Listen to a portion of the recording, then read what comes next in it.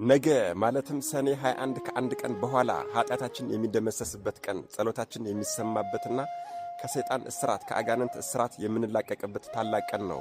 አቤት አቤት አቤት! እንኳን አደረሳችሁ፣ እንኳን አደረሰን። በእውነት ኧረ ለመሆኑ ሰኔ 21ን ለምን እናከብረዋለን? የሰኔ 21 የክብረ በዓሉ ታላቁ ቃል ኪዳንስ ምንድን ነው?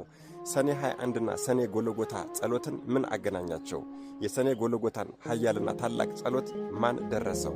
አደራ ሁላችሁም እንደምታውቁት ታላላቅ ክብረ በዓላት አቤት በዓላት ሲሆኑ ቀደም ብዬ ከአንድ ቀን ቀደም ብዬ ነው የምሰራው። ይህንንም ቪዲዮ ቀደም ብዬ የሰራሁበት ምክንያት ለሁሉም ሰው ተዳርሶ ሁሉም ሰው የበረከቱና የቃል ኪዳኑ ተካፋይ እንዲሆን በማለትና በዓሉን በጽሞናና በትኩረት እንዲያከብረው ስለሆነ በሚቻላችሁ መጠን በደንብ አድርጋችሁ ኮፒ ሊንክ በማድረግ የክርስትና ግዴታችሁን ተወጡ። ለቤቱ አዲስ ሆናችሁን ፎሎ ማድረግ እንዳይረሳ እላለሁ። ሰኔ 21 አምላክን የወለደች የእናታችን የቅድስተ ቅዱሳን የቅድስት ድንግል ማርያም ወላዲት አምላክ እመብርሃን ዓመታዊ የመታሰቢያ በዓሏና በዓለም ሁሉ በዓለም ሁሉ የቅድስት ቤተ ክርስቲያን የመታነጽ ክብረ በዓል መሆኑን ስንቶቻችሁ ታውቃላችሁ? ጥንተ ነገሩ እንዴት ነው? የታሪኩ አመጣጥ እንዴት ነው ያልን እንደሆነ በኬልቄዶን አውራጃ በቂሳሪያ ሀገር የእናታችን የቅድስተ ቅዱሳን የቅድስት ድንግል ማርያም ወላዲት አምላክ እመብርሃን ቤተ ክርስቲያን ያለ እንጨት ያለ ጭቃና ያለ ውሃ ያለ እንጨት ያለ ጭቃና ያለ ውሃ በሶስት ድንጋዮች ብቻ። እነዚህ ሶስት ድንጋዮችም እንደ ሰም እየቀለጡና እንደ ሐረግ እየተሳቡ በልጇ በወዳጇ በጌታችንና በአምላካችን በመድኃኔ ዓለም በኢየሱስ ክርስቶስ በራሱ እጅ ቤተ ክርስቲያኗ የታነጸችበት ቀን ነው ሰኔ 20። ልብ አድርጉ። ስለዚህ በዓሉ የሚጀምረው ከዋዜማው ከሰኔ 20 ነው ማለት ነው።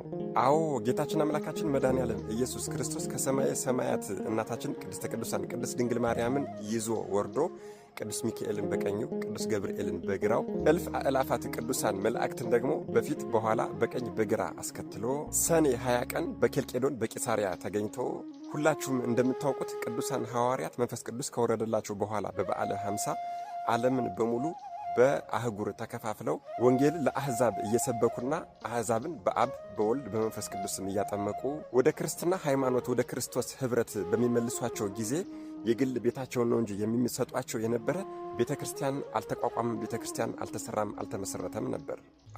ቅዳሴ የሚቀድሱበት ቅዱስ ቁርባንን የሚያቀብሉበትና ቅዱስ ቁርባኑን የሚያሳርጉበት ስርዓቱን የጠበቀ ቤተ ክርስቲያን አልነበራቸውምና ሐዋርያትም ምእመናኑም እጅግ በጣም ያዝኑና ይተክዙ ነበረ። ታዲያ በዚህ ምክንያት ብርሃነ ዓለም ቅዱስ ጳውሎስ፣ ቅዱስ ባርናባስና ምእመናን ወደ ክርስትና የተመለሱ ምእመናን በአንድ ላይ በኅብረት ሆነው ወደ ሊቀ ሐዋርያት ወደ ብርሃነ ዓለም ወደ ቅዱስ ጴጥሮስ እንዲሁም ደግሞ ስለ ሌሎቹም ስለ 12ቱ ሐዋርያት ስለ ቤተ ክርስቲያን መታነጽና ስለ ቤተ ክርስቲያን መሰራት ጥያቄ አቀረቡ።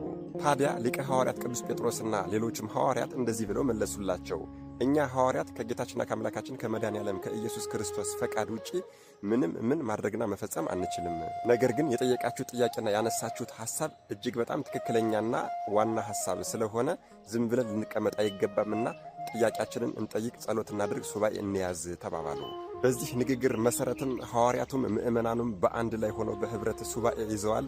በሱባኤያቸው መጨረሻ ማለትም ሰኔ 20 ቀን ክብር ይግባውና ጌታችን አምላካችን መድኃኔ ዓለም ኢየሱስ ክርስቶስ እናታችን ቅድስተ ቅዱሳን ቅድስት ድንግል ማርያምን ቅዱስ ሚካኤልን በቀኙ ቅዱስ ገብርኤልን በግራው እልፍ አእላፋት ቅዱሳን መላእክትን አስከትሎ ወረደ። ከዚያ ሳትሉም እንዴ እጅግ በጣም በሚገርምና በሚደንቅ ደስ በሚል ሁኔታ በዓለም በሙሉ ተከፋፍለው ተበትነው ያሉትን ሐዋርያት በሙሉ እስከ ፊልጵስዩስ ድረስ በደመና እየጫነ ሐዋርያቱን በሙሉ እየነጠቀ በአንድ ላይ ሰበሰባቸው። ታዲያ ሁሉንም ከሰበሰባቸው በኋላ ባረካቸውና እንደዚህ አላቸው።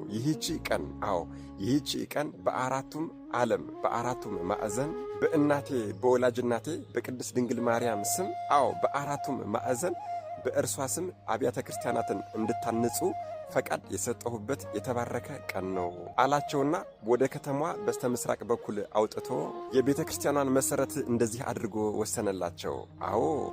በእናታችን በቅድስተ ቅዱሳን በቅድስት ድንግል ማርያም ወላዲተ አምላክ እመብርሃን ስም ከሶስት ድንጋዮች ያለ ውሃ ያለ ጭቃና ያለ እንጨት እነዚህ ሶስት ድንጋዮች እንደ ሐረግ እየተሳቡ እንደ ሰም እየቀለጡ በሶስት ድንጋዮች ብቻ በሐዋርያት እጅም ውስጥ እየለመለመች በሶስቱ ድንጋዮች የመጀመሪያዋን በእናታችን በቅድስተ ቅዱሳን በቅድስት ድንግል ማርያም ስም የተሰየመችውና የተጠራችውን የመጀመሪያዋን ቤተ ክርስቲያን በእጁ ሰርቶ ጨርሶ አሳይቷቸዋል። ወገኖች ይህም የሆነውና የተደረገው በሰኔ 20 ቀን ነበረ። አዎ በዋዜማው በሰኔ 20 ቀን። ከዚያም ጌታችን ነዋየ ቅድሳቷን አልባሳቷንና መሠዊያዋን ከሰማይ ሰማያት ወርዶ አዘጋጀ። እጁንም በሐዋርያት አለቃ በሊቀ ሐዋርያት በቅዱስ ጴጥሮስ እጅ ላይ ጫነና በአራቱም ማዕዘን እየባረከና እየቀደሰ አርሳይሮስ ብሎ ሾመው። ይህም ማለት ሊቀ ጳጳሳት ማለት ነው። ታዲያ ወገኖች በዚህ ጊዜ ለሊቀ ሐዋርያት ለቅዱስ ጴጥሮስ በሰማይም በምድርም ያሉ ፍጥረታት በሙሉ አዎ ቅዱሳን መላእክትም ሰዎችም በሙሉ ይገባዋል ይገባዋል እያሉ አሰምተው ተናገሩ። ታዲያ ወገኖች ጌታችን አምላካችን መድኃኔዓለም ኢየሱስ ክርስቶስ የቤተ ክርስቲያኗን ሥራና ሥርዓቷን እንዲሁም ደግሞ ሹመቱን ጥንቅቅ አድርጎ በሰኔ 20 ቀን ከጨረሰና ከፈጸመ በኋላ በሰኔ 21 ቀን በሰኔ 21 ቀን ቅዱስ ቁርባኑን አዘጋጅቶ ቅዳሴውን ቀድሶ የራሱን ቅዱስ ሥጋና ክቡር ደም ለሐዋርያት አቀብሏቸዋል። ቅድስት ቤተ ክርስቲያንንም በዚሁ ቀን አክብሯታል። አንዳንድ መጽሐፍት ላይ ደግሞ ሐዋርያት ቅዳሴውን ቀድሰው ለምእመናኑ ለሕዝቡ በሙሉ ቅዱስ ቁርባኑን አቀብሏል የሚሉም አሉ። ይሄም ሁሉ የሆነውና የተደረገው በተባረከች ቀን በሰኔ 21 ቀን ነው። ጌታችንም ይህንን ካደረገና ከፈጸመ በኋላ በክብር ወደ ሰማይ አድርጓል። ቅዱሳን ሐዋርያትም በጌታችን ትእዛዝና ፈቃድ መሠረት በዓለም ሁሉ እየዞሩ በእናታችን በቅድስተ ቅዱሳን በቅድስት ድንግል ማርያም ስም አብያተ ክርስቲያናትን አንጸዋል። እሺ ወገኖች ሰኔ 21 የሚከበርበት የመጀመሪያውና ትልቁ ምክንያት ይሄን ሲሆን አሁንም ደግሞ ሌላውና ትልቁ ምክንያት ደግሞ እናታችን ቅድስተ ቅዱሳን ቅድስት ድንግል ማርያም ወላዲት አምላክ መብርሃን በአካለ ሥጋ እያለች በአካለ ሥጋ እያለች በጌታችን መቃብር በጎልጎታ እየሄደች በሰኔ 21 ቀን በሰኔ 21 ቀን በጌታችን በጎልጎታ በመቃብሩ እየሄደች ለሰው ልጆች በሙሉ ምሕረትን፣ ሰላምን፣ የኃጢአት ስርየትን የለመነችበት ጌታችን አምላካችን መድኃኔዓለም ኢየሱስ ክርስቶስም ደግሞ ከሰማየ ሰማያት ወርዶ ታላላቅ ቃል ኪዳኖችን ለእርሷ የሰጠበትና የገባበት በስሟ የተማጸነ በስሟ የተማመነ ስሟን የጠራ በዓሏን ያከበረ በእርሷ ስም ቤተ ክርስቲያን ያሳነጸ በስሟ ለተሰራች ቤተ ክርስቲያን ማንኛውንም አቅሙ የሚፈቅደውን መባአና ስጦታ ትንሽም ይሁን ትልቅ ያበረከተ የእርሷን ዜናዋን ተጋድሏን ድንቅ የሆነ ተአምሯን ሁሉ የተናገረ በስሟ ለተራቡ ያበላ ለተጠሙ ያጠጣ ለታረዙ ያለበሰ በእርሷ ስም ያዘኑና የተከዙ ሰዎችን ያጽናና በእርሷ ስም የታሰሩና የታመሙ ሰዎችን የጠየቀ እንዲሁ በአጠቃላይ በእርሷ ስም የተማመነና በእርሷ ስም የተጠጋውን ሰው በሙሉ ታላቅ ቃል ኪዳን የሰጠበትና የገባበት ታላቅ ቀን ነው።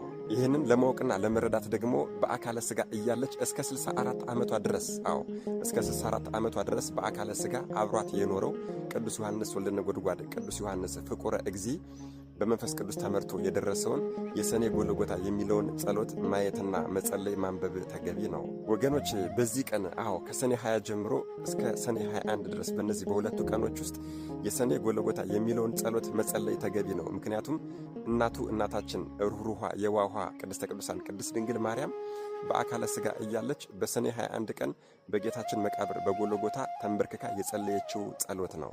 ታዲያ ወገኖች በዚህ ጸሎት ደግሞ ብዙ ነገሮች ተደርገውልናል ከልጅነታችን ጀምሮ ማለት ነው።